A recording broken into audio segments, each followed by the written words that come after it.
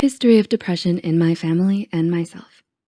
Just like physical health, you have to maintain it by taking care of your body with exercise and eating the right food and going to the doctor when you're injured or ill.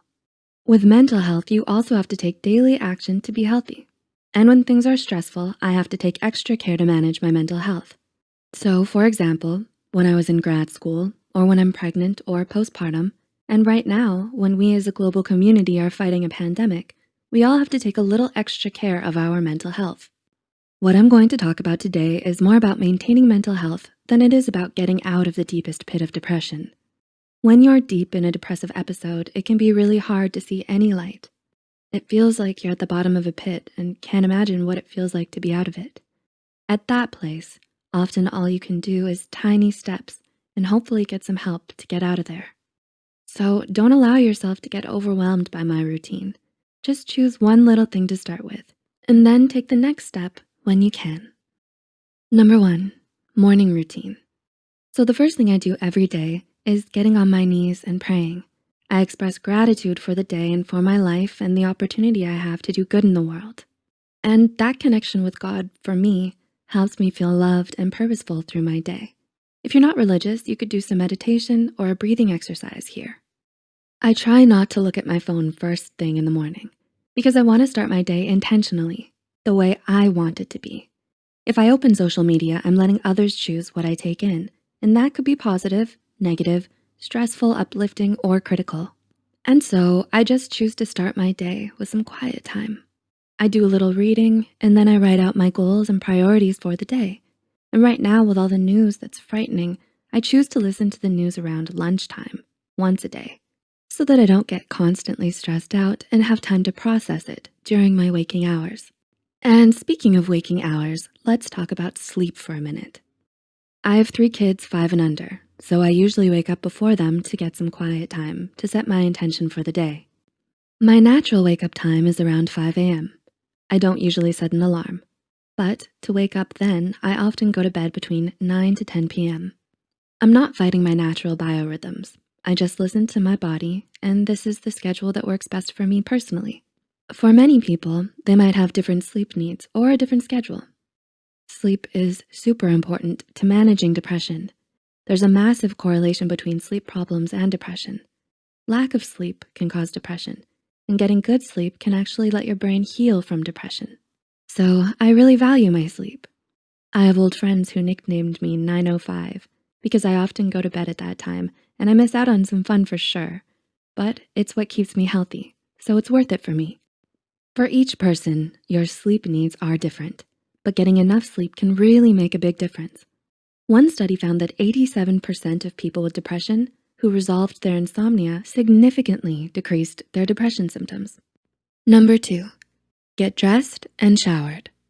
Okay, so after waking up refreshed and taking quiet time to pray, study, and set my intentions for the day, I make sure to get showered and dressed.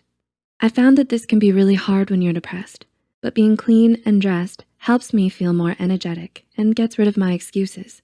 I mean, if I have yesterday's makeup all over my face and I'm wearing PJs, it makes it hard for me to want to go out and see friends or be social or get things done. So just get dressed for the day. Then I take my multivitamins, and if I remember, I take my omega-3 supplements. And nutrition is an important part of my routine as well. I try to eat a lot of plants and not too much sugar or processed foods, but I'm not going to go into that too much right now. Number 3, exercise. The other essential part of my mental health maintenance is exercise. There's so much research that proves that exercise is great for mental health. It helps clear brain fog, and it helps reduce stress chemicals in your brain. I feel like when I exercise, it just works through a backlog of pent-up emotions, and I can feel my body relax. I think it also helps me deal with anger and frustration, and I just like it. I know a lot of people exercise in the morning, but for me, back when I worked full-time, I used to always go climbing or for a hike or run after work. That's when I needed it the most, and it was hard for me to get motivated in the morning, but by afternoon, I was looking forward to it. Now that I'm a full-time mom, I have to be more creative in how I get my exercise in.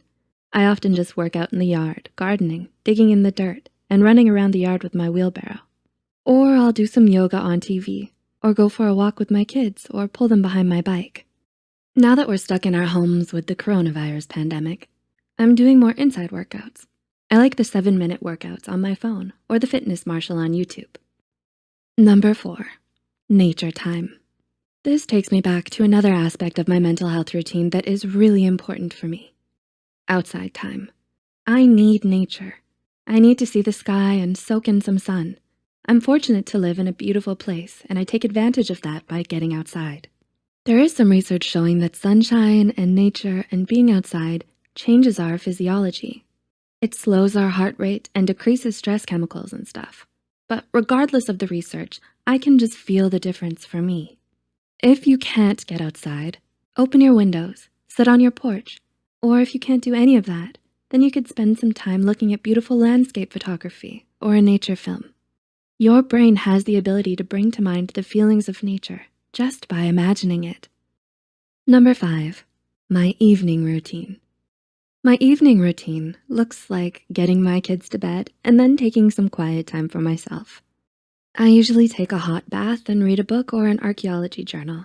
I'm kinda nerdy, but that's what I like. Even though I have very few hours to work on my passion project, these videos, I don't usually work in the evenings because it would just stress me out a little and I need the downtime to stay healthy. So then before bed, I write in my journal. I often take the time to write about my wins and accomplishments of the day so that I can remember them because it's my natural habit to dwell on my mistakes and shortcomings. So I write about my wins and then I pray a prayer of gratitude and talk with my Heavenly Father about my day. Again, gratitude practice is an essential habit of mental health, and it's been shown to be an effective treatment for depression. So you can pray about it like me, express gratitude as a family, which we do at dinner time, or write about it, whatever works for you. And then I go to bed. I try not to spend too much time looking at screens before bed, but if I do, I choose some calming documentary or a mudlarking channel, like Nicola White's. If you don't know what mudlarking is, it's just finding historical bits of treasures on Thames in London. Anyways, I find it relaxing. I encourage people not to be on TV because it's just not super great for your brain. But if you do, choose a short and calming show. Lastly, other self-care. For me, that includes scheduling in some time for my hobby. I have tons of hobbies, but because I'm so busy with kids, I really don't have time to do most of them. But I make sure to carve out about 2 hours a week to do at least one of them. Right now, that's metal detecting, which is something fun and relaxing for me. I put it on the calendar so that I make sure it happens. I also take the Sabbath off. No work, no housework. I don't check my work email. I let my brain completely focus on other things. Mostly my family, which is also exhausting, but it's a day that is different from the others. And I make sure to have social time as well. Having social interactions is really essential for mental health. Our brains are inherently social. We are social creatures. So right now, this is going to be an extra challenge with the coronavirus. I'm taking the time to call up old friends. I have some groups I'm hanging out with on Zoom, and when we're not on lockdown, I meet up with friends to let the kids play or to go out to lunch or whatever. So there you have it, my daily routine to maintain mental health. I have a careful morning routine. I make sure to get enough sleep. I get dressed every day. I exercise and get some outside time. I carve out time to relax each evening, practice gratitude, and acknowledge my successes of the day. And once a week, I make sure to get out and do something just for me. Stress, anxiety, and social isolation can all contribute to depression, but you can prevent depression during stressful times like the pandemic and social distancing by using daily habits that promote mental health. Depression is treatable, and there are some simple things you can do every day to prevent depression and stay mentally healthy. I hope you can find some things from this list that help you figure out a way to maintain your mental health today, this week, and during the crazy pandemic that we're going through.